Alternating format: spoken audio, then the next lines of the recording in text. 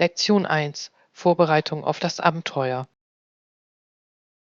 Hallo Anna, ich plane bald eine Reise nach Europa und versuche herauszufinden, was ich einpacken soll.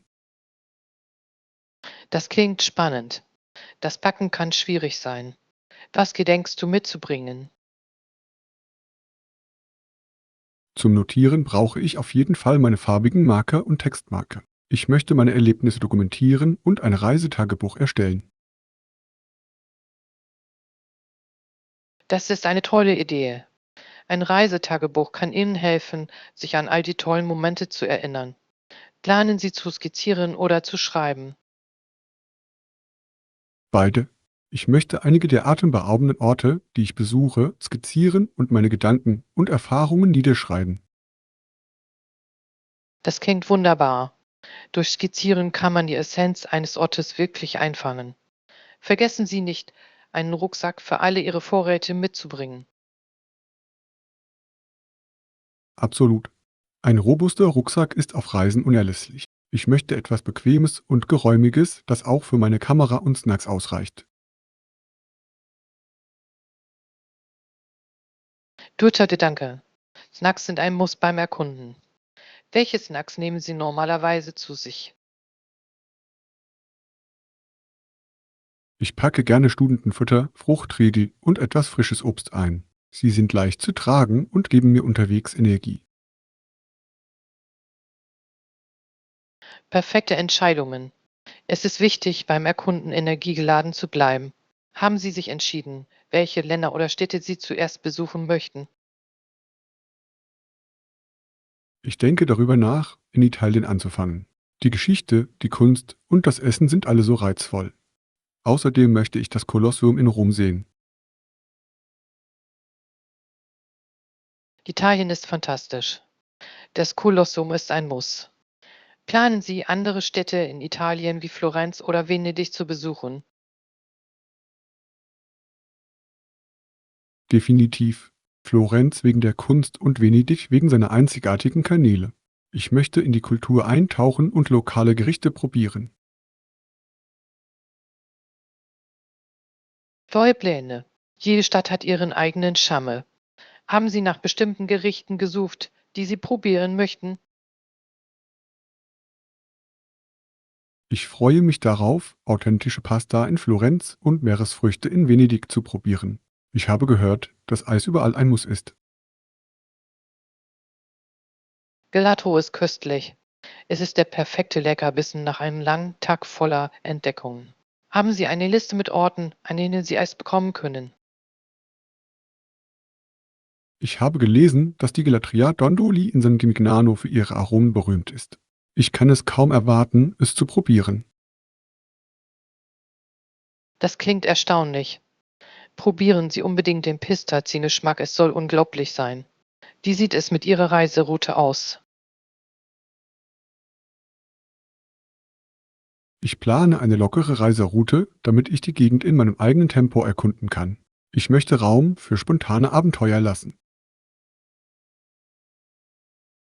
Das ist ein kluger Ansatz. Einige der besten Erfahrungen entstehen durch spontane Entscheidungen. Reisen Sie alleine oder mit jemandem. Ich gehe mit einem Freund.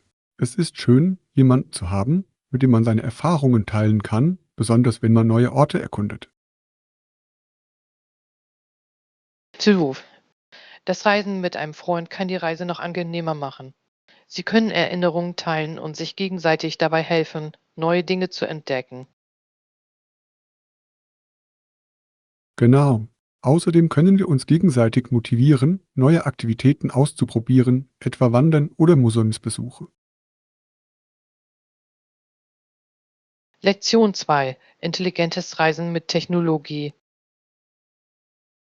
Hallo Anna, ich habe gehört, dass du einen Weg gefunden hast, auf Reisen Roaming-Gebühren zu sparen. Das hört sich großartig an. Ja, ich habe eine App entdeckt, mit der man Daten nutzen kann, ohne hohe Roaming-Gebühren zu zahlen. Wirklich. Wie funktioniert es? Er stellt eine Verbindung zu lokalen Wifi-Netzwerken her und er nutzt virtuelle SCN-Karten, sodass Sie nahtlos auf das Internet zugreifen können. Das ist genial. Ich mache mir immer Sorgen, dass ich hohe Rechnungen bekomme, wenn ich ins Ausland reise. Früher habe ich mir darüber auch Sorgen gemacht, aber diese App hat alles viel einfacher gemacht.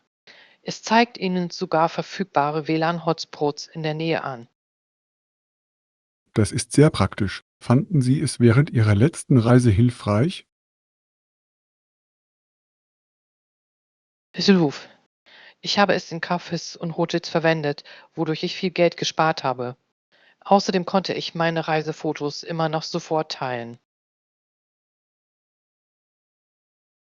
Das ist erstaunlich. Es muss Spaß gemacht haben, seine Erfahrungen in Echtzeit zu teilen. Gab es irgendwelche Herausforderungen dabei?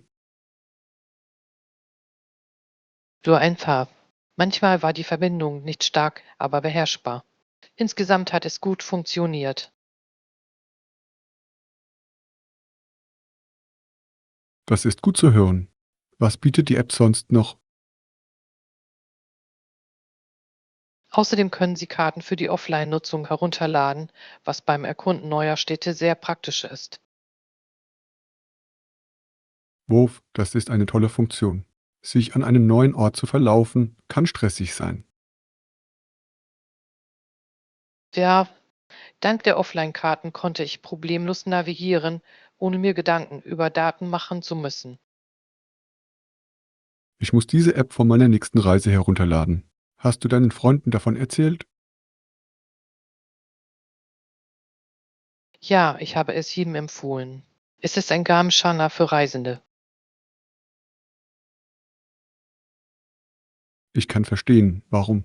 Es muss sich großartig anfühlen, zu reisen, ohne ständig die Telefonrechnung zu überprüfen. Das tut es wirklich. Außerdem fühlte ich mich vernetzter und war weniger über Datenbeschränkungen gestresst. Das ist eine Win-Win-Situation.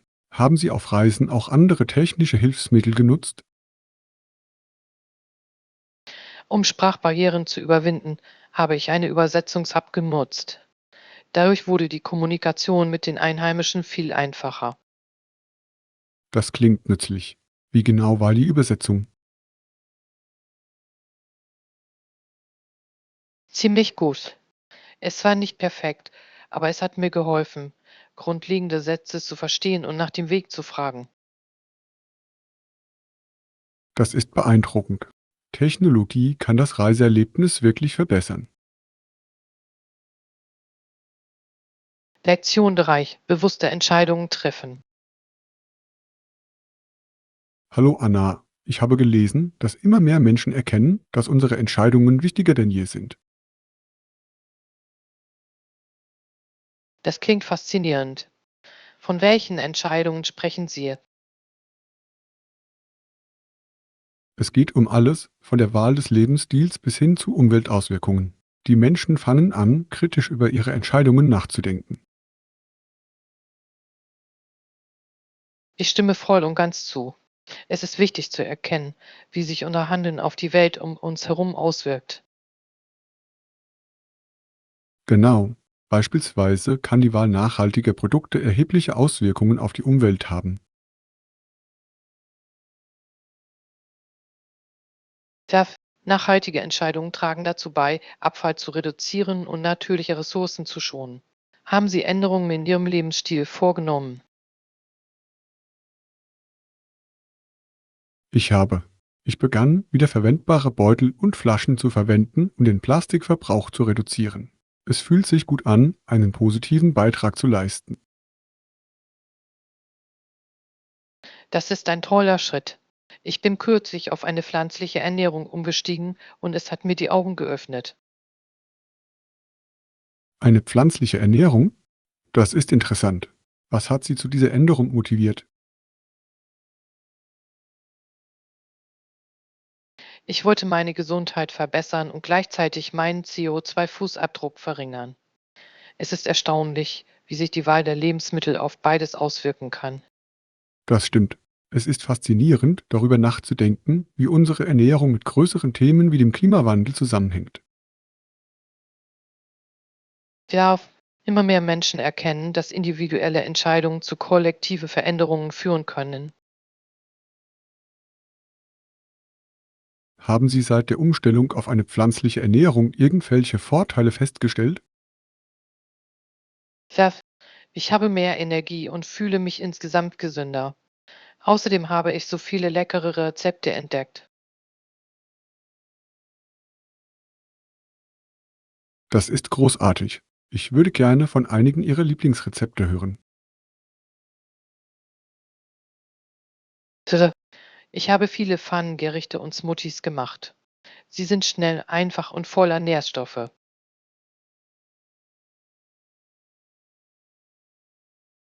Das hört sich köstlich an. Ich sollte versuchen, mehr pflanzliche Mahlzeiten in meine Ernährung aufzunehmen. Das solltest du unbedingt. Es macht Spaß, mit Aromen und Zutaten zu experimentieren. Ich finde es großartig, dass sich die Menschen ihrer Lebensmittelauswahl und deren Auswirkungen bewusster werden. Tja, es geht darum, fundierte Entscheidungen zu treffen. Selbst kleine Änderungen können im Laufe der Zeit zu großen Unterschieden führen. Definitiv. Es ist ermutigend, mehr Diskussionen über ein bewusstes Leben in der Gesellschaft zu sehen. Lektion 4: Museen und Hotels erkunden. Hallo Anna, ich habe darüber gelesen, dass Museen eine entscheidende Rolle im Tourismus spielen. Sie ziehen Besucher aus aller Welt an. Das ist so wahr. Museen präsentieren nicht nur Kunst und Geschichte, sondern tragen auch zur Erhaltung der Kultur bei. Genau. Ich liebe es, auf Reisen Museen zu besuchen. Sie geben Ihnen einen Einblick in das lokale Erbe.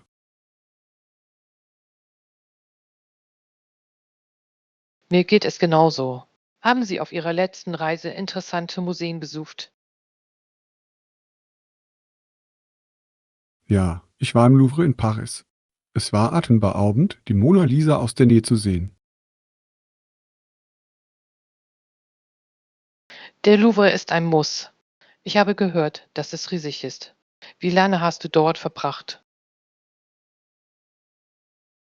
Ich habe fast einen ganzen Tag mit der Erkundung verbracht. Es gibt so viel zu sehen, von antiken Artefakten bis hin zu moderner Kunst.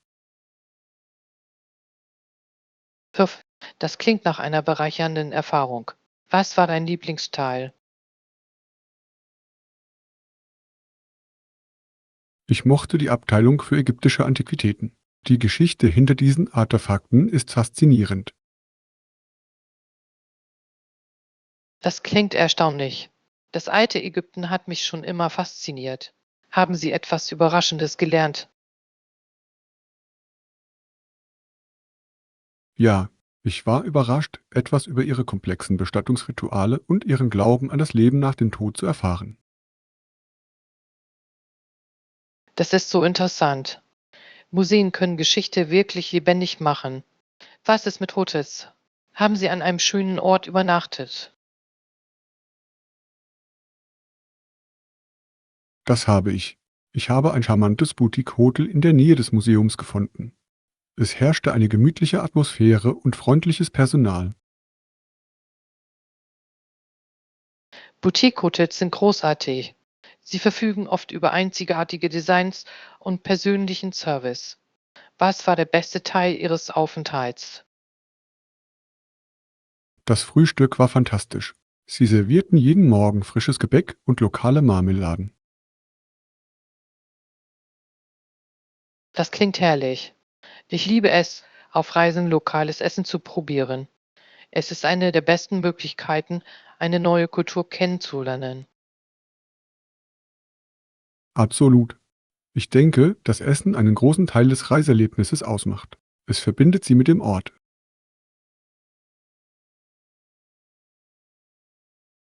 Recherchieren Sie normalerweise vor Ihrer Abreise nach Hotels oder erkunden Sie diese lieber gleich bei Ihrer Ankunft? Normalerweise recherchiere ich. Es hilft, Bewertungen zu lesen und einen Ort zu finden, der meinen Bedürfnissen entspricht. Das ist klug. Manchmal suche ich nach Hotels, die lokale Erlebnisse wie Führungen oder Kochkurse anbieten.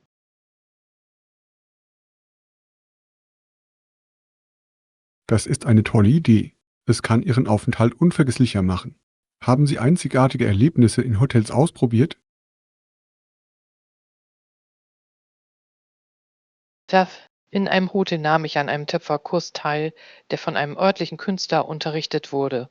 Es hat so viel Spaß gemacht. Das klingt nach einer tollen Erfahrung. Es ist eine großartige Möglichkeit, eine neue Fähigkeit zu erlernen und mit der Community in Kontakt zu treten. Lektion 5: Historische Sehenswürdigkeiten entdecken. Hi Anna, ich bin gerade aus London zurückgekommen. Welche Sehenswürdigkeiten haben Sie während Ihres Aufenthalts gesehen? Das klingt spannend. Ich habe den Tower of London besucht. Es war faszinierend. Der Tower of London? Ich habe gehört, dass es eine reiche Geschichte hat. Was fanden Sie am interessantesten? Ich habe es genossen, etwas über seine Rolle als königlicher Palast und Gefängnis zu erfahren. Die Geschichten der Gefangenen waren ziemlich dramatisch. Das muss faszinierend gewesen sein. Haben Sie die Kronjuwelen gesehen, als Sie dort waren? Der, die Kronjuwelen waren großartig. Es war atemberaubend, die Kronen und Zepter aus der Nähe zu sehen. Ich kann es mir nur vorstellen. Die Handwerkskunst muss unglaublich sein. Gab es Führungen oder Touren?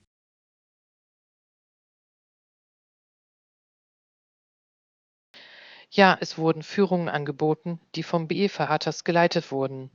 Sie erzählten erstaunliche Geschichten und brachten viel Farbe in die Geschichte. Das klingt nach einer unterhaltsamen Art zu lernen. Hast du Fotos gemacht?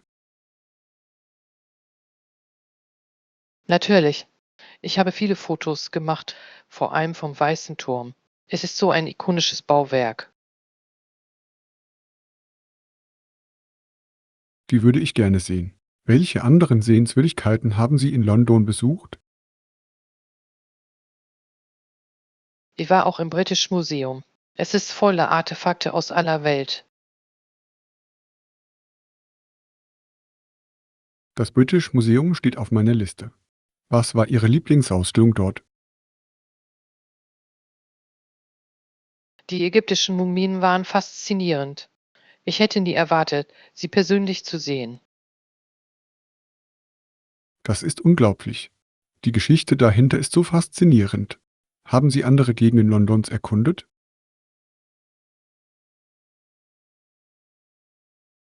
Ja, ich bin durch Covent Garden geschlendert. Die Atmosphäre dort war lebhaft mit Straßenkünstlern und Geschäften. Covent Garden klingt bezaubernd. Haben Sie während Ihrer Erkundungstour lokale Gerichte probiert? Das habe ich. Ich habe Fisch and Chips in einem kleinen Pub gegessen. Es war köstlich und sehr sättigend. Klassische Wahl. Ich habe gehört, dass es auf Reisen unerlässlich ist, lokales Essen zu probieren. Sylwuf, es ist eine großartige Möglichkeit, die Kultur zu erleben. Ich habe auch traditionellen englischen Tee probiert. Wie war das? Ich wollte schon immer einen Nachmittagstee in London erleben. Es war herrlich. Der Tee war aromatisch und die Scones mit Clotted Cream waren himmlisch. Das hört sich herrlich an. Das muss ich bei meiner nächsten Reise nach London zur Priorität machen. Lektion 6: Intelligente Einkaufsstrategien. Hallo Anna, ich habe darüber nachgedacht, wie ich den Lebensmitteleinkauf effizienter gestalten kann. Erstellen Sie eine Einkaufsliste? Ja, ich erstelle immer eine Einkaufsliste, bevor ich in den Laden gehe. Es hilft mir, organisiert und konzentriert zu bleiben. Das scheint effizient. Kaufen Sie alles auf einmal oder gehen Sie mehrmals pro Woche hin? Ich versuche, alles auf einmal einzukaufen, aber manchmal muss ich schnell unterwegs sein, um frische Produkte zu besorgen. Das macht Sinn. Frisches Obst und Gemüse ist oft kürzer haltbar. Was steht normalerweise auf Ihrer Liste?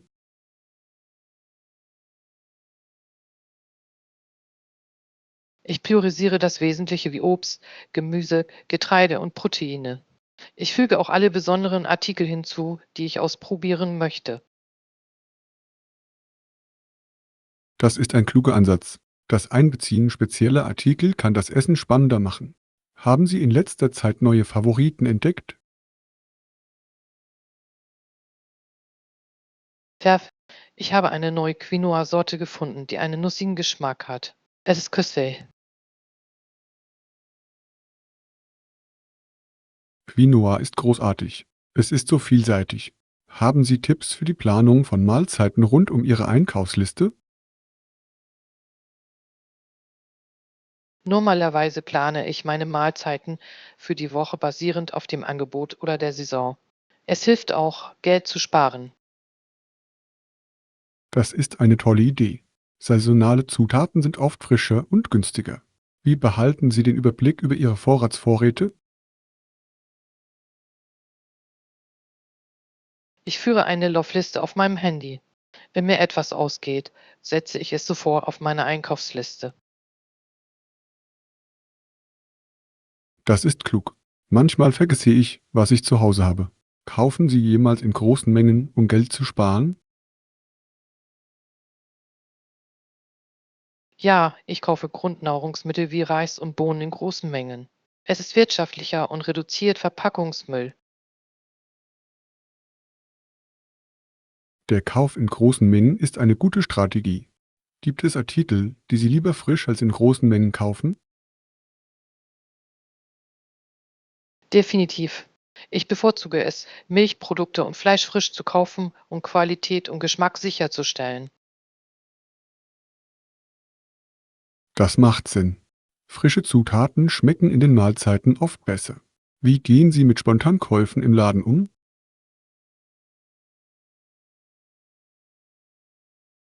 Ich bleibe bei meiner Liste und versuche, nicht zu viel zu stöbern. Aber manchmal fällt mir ein guter Snack ins Auge. Ich kann es nachvollziehen. Es kann schwer sein, diesen verlockenden Snacks zu widerstehen. Haben Sie schon einmal einen Impulskauf bereut? Ja, einmal habe ich ein schickes Küchengerät gekauft, das ich nie benutzt habe. Es lag einfach im Schrank. Das ist ein häufiger Fehler. Ich denke, es ist am besten, einen Tag zu warten, bevor man nicht unbedingt notwendige Artikel kauft. Ich stimme zu. Wenn Sie ihm Zeit geben, können Sie besser entscheiden, ob Sie es wirklich brauchen. Wie wäre es mit Online-Lebensmitteleinkäufen? Das habe ich auch versucht. Es ist praktisch, aber ich vermisse es, die Produkte persönlich zu sehen. Lektion 7: Das richtige Unternehmen auswählen. Hallo Anna, ich habe nach verschiedenen Firmen für meinen neuen Laptop gesucht. Das sind großartige Entscheidungen. Herr Sülhoff, haben Sie schon nach Unternehmen gesucht? Bisher habe ich mir Apple und Dell angesehen. Beide haben einen guten Ruf, aber ich bin mir nicht sicher, welches ich wählen soll. Beides sind ausgezeichnete Optionen. Apple ist für sein elegantes Design und die benutzerfreundliche Oberfläche bekannt, während Dell großartige Anpassungsmöglichkeiten bietet. Das stimmt. Ich liebe das Aussehen von MacBooks, aber ich brauche auch einen Laptop, der mit umfangreicher Software für meine riesigen Projekte umgehen kann. In diesem Fall ist Dell möglicherweise besser geeignet, insbesondere wenn Sie später Komponenten aufrüsten möchten. Haben Sie über Ihr Budget nachgedacht? Ja, ich habe ein Budget im Kopf. Ich möchte etwas Zuverlässiges, aber auch Bezahlbares. Es ist eine Herausforderung, die richtige Balance zu finden. Ich verstehe.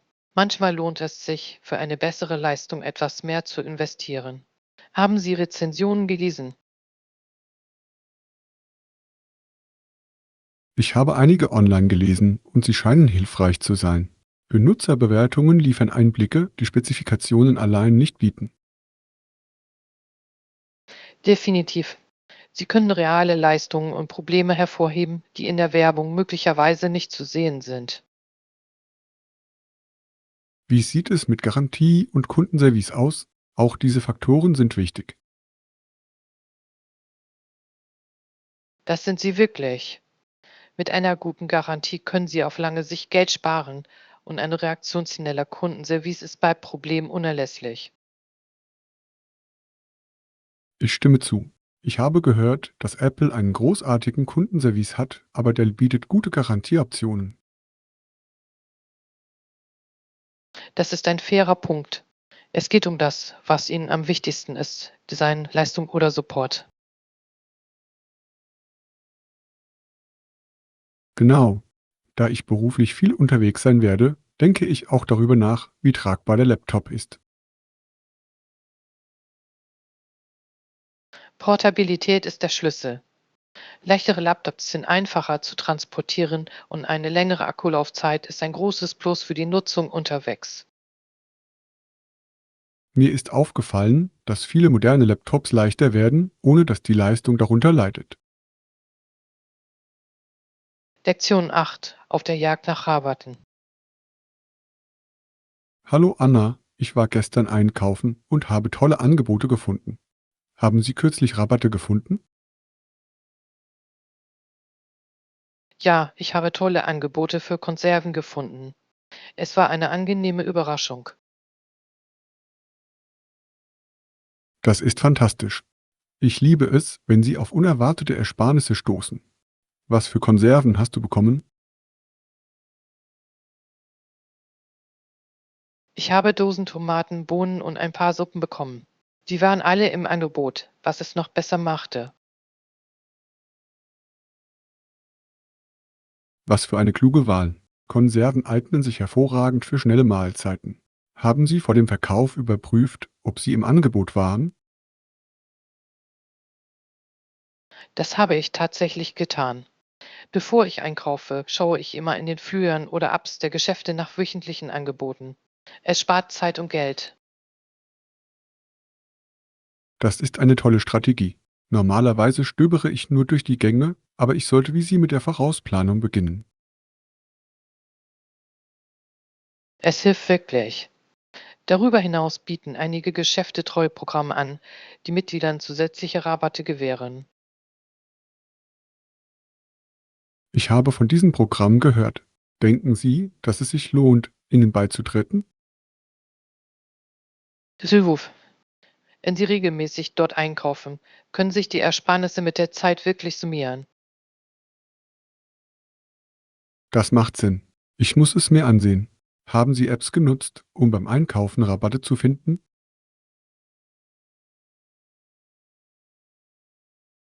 Ja, ich verwende eine Coupon-App, die mich über Verkäufe benachrichtigt und Cashback für bestimmte Produkte anbietet. Das klingt praktisch. Finden Sie, dass es Ihnen viel spart? Definitiv. Letzten Monat habe ich genug gespart, um einen kostenlosen Lebensmittelartikel zu bekommen. Es fühlte sich großartig an. Das ist erstaunlich. Ich sollte wahrscheinlich anfangen, solche Apps zu verwenden. Gibt es bestimmte Geschäfte, die Sie empfehlen? Normalerweise kaufe ich in örtlichen Supermärkten ein, aber ich hatte auch Glück bei Lagerclubs für Massenartikel. Für haltbare Waren können Clubs eine gute Option sein. Kaufen Sie oft in großen Mengen? Wenn die Preise stimmen, ja. Es ist besonders nützlich für Dinge wie Reis, Nudeln und Konserven.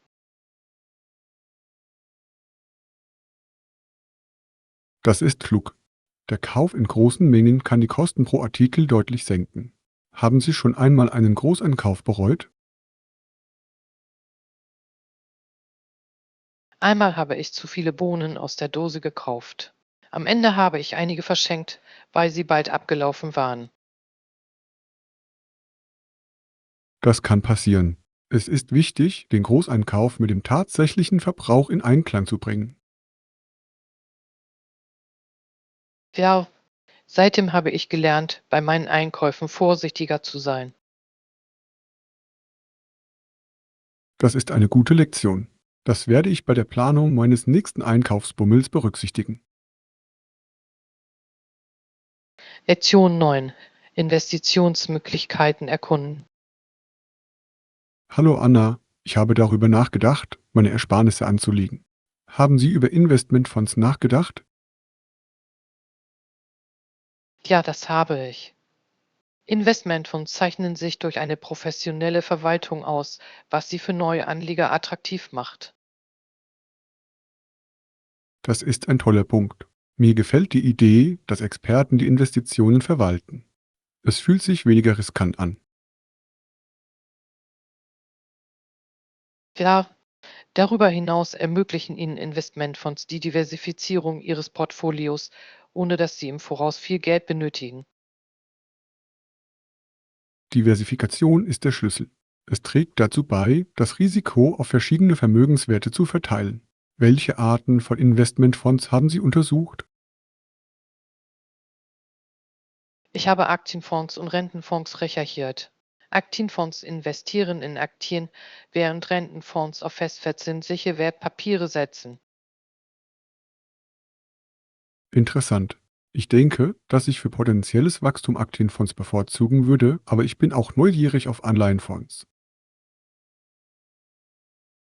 Das ist ein kluger Ansatz. Aktienfonds können höhere Renditen bieten, sind aber auch mit einer höheren Volatilität verbunden. Rechts. Ich möchte Wachstum mit etwas Stabilität in Einklang bringen. Haben Sie mit einem Finanzberater über Ihre Möglichkeiten gesprochen? Das habe ich. Sie haben mir geholfen, meine Risikotoleranz zu verstehen und mir Fonds empfohlen, die meinen Zielen entsprechen. Das ist hilfreich. Ich denke, ich sollte auch einen konsultieren, bevor ich eine Entscheidung treffe. Haben Sie bestimmte Fonds gefunden, die Ihnen gefallen? Ja, ich habe ein paar Indexfonds gefunden, die die wichtigsten Marktindizes abbilden. Sie haben in der Regel niedrigere Gebühren und eine gute langfristige Leistung. Indexfonds klingen verlockend. Niedrigere Gebühren bedeuten, dass ein größerer Teil meines Geldes in das Investitionswachstum fließt. Ja, sie sind auch eine großartige Möglichkeit, in den gesamten Markt zu investieren, ohne einzelne Aktien auszuwählen. Ich schätze die Einfachheit dieses Ansatzes. Haben Sie schon begonnen, in Investmentfonds zu investieren? Ja, ich habe ein Konto bei einem Broker eröffnet, der eine große Auswahl an Investmentfonds anbietet. Das ist großartig. War der Prozess unkompliziert? Ja, es war ziemlich einfach. Ich habe einige Formulare online ausgefüllt und konnte dann sofort mit der Investition beginnen. Hübsch. Mir gefällt die Idee, dass Online-Plattformen die Verwaltung von Investitionen erleichtern. Lektion 10: Die Auswirkungen der Geschichte verstehen. Hallo Anna, ich habe über den Zweiten Weltkrieg gelesen und wie seine Ereignisse das moderne Europa geprägt haben. Es ist faszinierend und doch tragisch.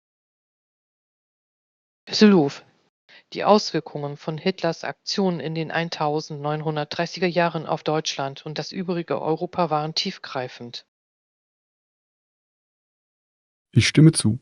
Die Art und Weise, wie er die öffentliche Meinung manipulierte und Propaganda einsetzte, ist eine bedeutende Lektion in der Geschichte. Definitiv. Es ist eine Erinnerung daran, wie wichtig es ist, Informationen und Führung kritisch zu bewerten. Haben Sie etwas über die spezifischen Richtlinien gelesen, die er in dieser Zeit umgesetzt hat? Ja, die Nürnberger Gesetze waren besonders alarmierend. Sie entzogen den Juden ihre Rechte und bereiteten den Grundstein für weitere Verfolgung. Das ist richtig. Es ist erschreckend zu sehen, wie systematische Diskriminierung etabliert wurde. Es bringt sie dazu, über die Menschenrechte heute nachzudenken. Ja, wir müssen aus der Vergangenheit lernen, um zu verhindern, dass sich solche Gräueltaten wiederholen. Sind Ihnen persönliche Geschichten aus dieser Zeit begegnet? Ja, ich habe von Überlebenden gelesen, die von ihren Erfahrungen in Konzentrationslagern berichtet haben. Ihre Widerstandsfähigkeit ist herzerreißend und inspirierend zugleich. Diese Geschichten sind kraftvoll. Sie erinnern uns an den menschlichen Preis von Krieg und Hass. Es ist wichtig, diese Erinnerungen lebendig zu halten. Absolut. Dokumentationen und Bücher über persönliche Erfahrungen können die Geschichte auf eine Weise lebendig machen, wie es Statistiken nicht können. Ich kann nur zustimmen.